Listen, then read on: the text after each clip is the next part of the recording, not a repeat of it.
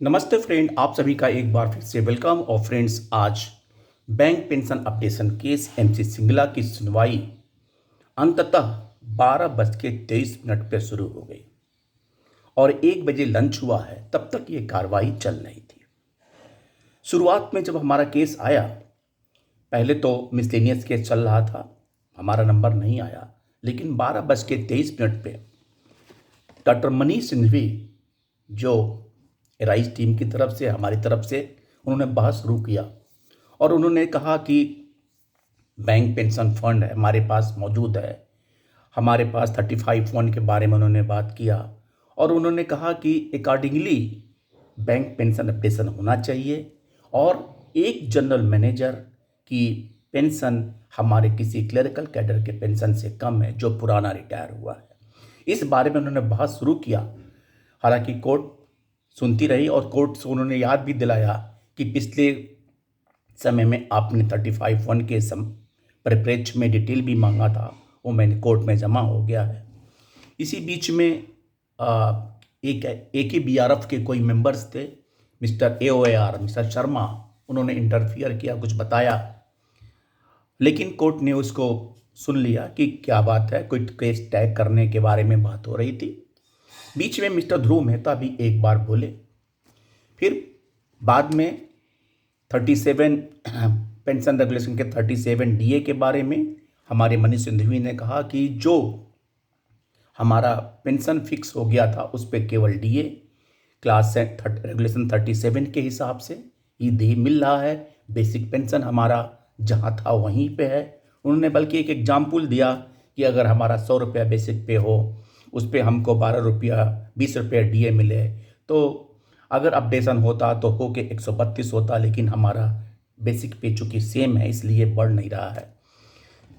इस बारे में फिर ध्रुव मेहता ने भी अपनी बात जाहिर की और ध्रुव मेहता ने कहा कि बहस जारी करते हुए उनका मेन मुद्दा ये था कि पहले तो वे भटकाना चाह रहे थे कि क्या जो एमसी सिंगला के केस में, इस केस के बाद इस जो मनीष सिंघवी बहस कर रहे हैं उससे रिलेट है अथवा नहीं।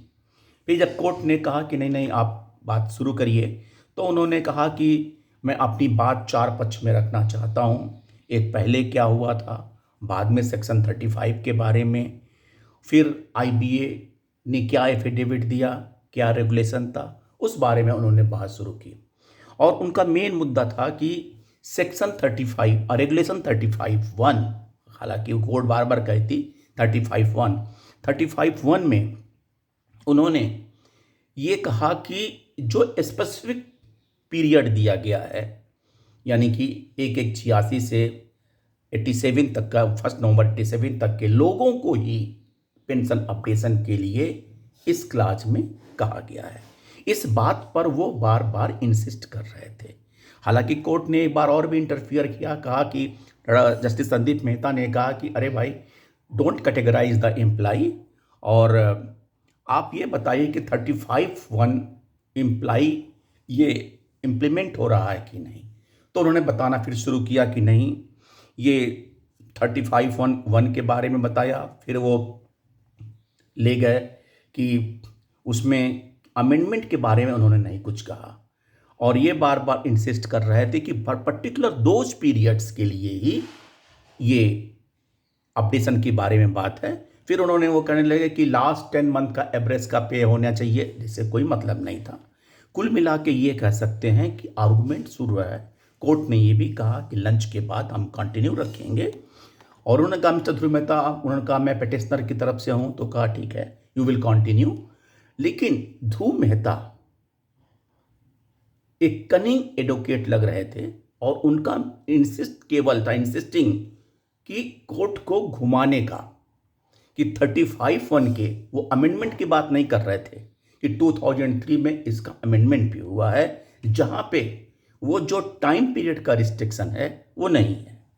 खैर, अपेंडिक्स 1 के बारे में बात किया, अपेंडिक्स 1 में वो ले जाने के लिए, लेकिन कोर्ट ने उसके बारे में नहीं ज़्यादा बात की। फिलहाल अभी ध्रुव मेहता, लेकिन हमारे सीनियर एडवोकेट मनीष सिंघवी को इन बातों पे, पेंशन फंड के बारे में भी बात हुई, जहाँ उन्होंने बताया कि 4,56,000 करोड़ रुपए अभी पड़े हुए हैं, और लगभग 5 लाख करोड़ के करीब है। और कैसे फंड कॉन्स्टिट्यूट हुआ इसके बारे में भी बात हुई, और इस बारे में भी बात हुई कि फंड जो कॉन्स्टिट्यूट हुआ है उसमें अगर कम पड़ता है तो बैंक को मिलाना पड़ेगा। ये सब बारे में अभी बात हुई। लेकिन इनफैक्ट हमें ध्रुव मेहता को इस बारे में रोकना होगा कि इस 35(1) में 2003 में अमेंडमेंट हुए हैं। एक चीज़, हालांकि अभी फिलहाल ध्रुव मेहता एफिडेविट दिखाने की बात कर रहे थे, जो फरवरी 26 में पंजाब नेशनल बैंक की तरफ से आया था, और आईबीए की तरफ से जो एफिडेविट आया था उनका ये कहना है। लेकिन अभी आने वाले 2 बजे जो सेशन शुरू होगा उसमें ये सब बातें आएंगी।